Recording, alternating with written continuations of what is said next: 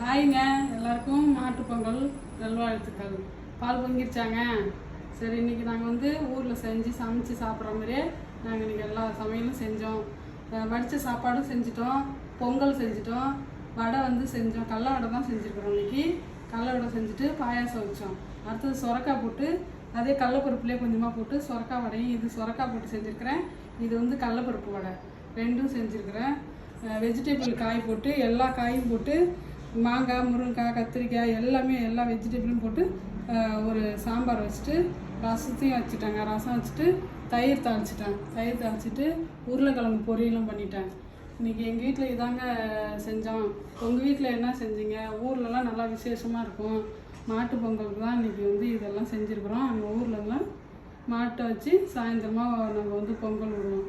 இங்கே மாடு இல்லை, அதனால் மதியானம் சாப்பாட்டுக்கும் சேர்த்து மதியானத்துக்கு நைட்டுக்கு எல்லாம் சமைச்சிட்டேன். இன்றைக்கி காலையில் டிஃபன் செஞ்சு இட்லி செஞ்சு சாம்பார் வச்சுட்டேங்க.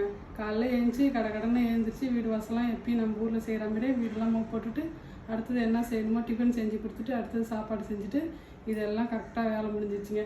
எல்லாருக்கும் பால் பொங்கிடுச்சாங்க. மாட்டு பொங்கல் நல்வாழ்த்துக்கள். பாய்.